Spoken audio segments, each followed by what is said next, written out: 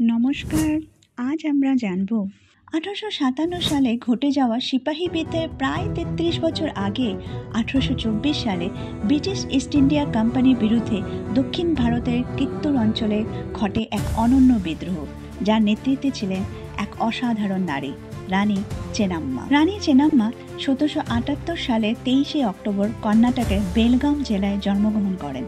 ছোটবেলায় থেকেই তিনি ঘোড়ায় চড়া, তলোয়ার চালানো এবং তীরন্দাজিতে প্রশিক্ষণ নেন, যা পরবর্তীকালে তার সামরিক নেতৃত্বে অত্যন্ত সহায়ক হয়েছিল। মাত্র 15 বছর বয়সে রাজা মাল্লা সাজার সাথে তিনি বিবাহ বন্ধনে আবদ্ধ হন এবং সেই সূত্রে তিনি কিত্তুরের রানী হয়ে যান। 1824 সালে স্বামী ও পুত্রের মৃত্যুর পর তিনি পালক পুত্র শিবলিঙ্গ রুদ্রসাজাকে উত্তরাধিকারী করেন, কিন্তু ব্রিটিশরা সত্যবিলাপ নীতি প্রয়োগ করে এই রাজ্য দখল করার চেষ্টা করছিল। যদিও 1848 সালে এই নীতির আনুষ্ঠানিকভাবে প্রবর্তিত হয়েছিল, তবে কিত্তুরের ক্ষেত্রে ব্রিটিশ ইস্ট ইন্ডিয়া কোম্পানি এই নীতির একটি পূর্ববর্তী সংস্করণ প্রয়োগ করেছিল। প্রথমে চেন্নাম্মা শান্তিপূর্ণভাবে সমাধানের চেষ্টা করেন, কিন্তু ব্রিটিশরা ক্যাপ্টেন থ্যাকারের নেতৃত্বে 20,000 সৈন্য ও আধুনিক অস্ত্রশস্ত্র নিয়ে কিত্তুর আক্রমণ করেন।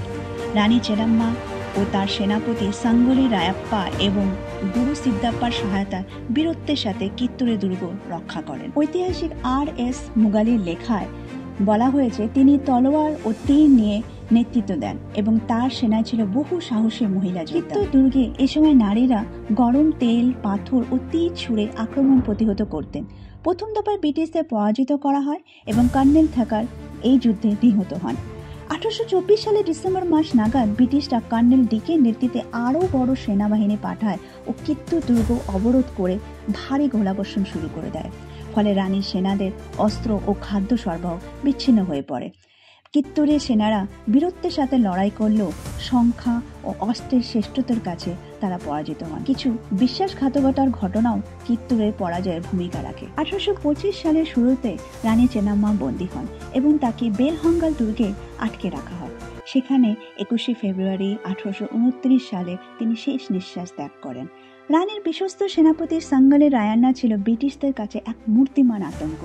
তিনি রানীমার বন্দী হবার পরেও গেরিলা যুদ্ধে ব্রিটিশদের সাথে লড়াই করে যেতে থাকেন। পরবর্তীতে অবশ্য তিনি ব্রিটিশদের হাতে ধরা পড়েন ও তাকে ফাঁসি দেওয়া হয়।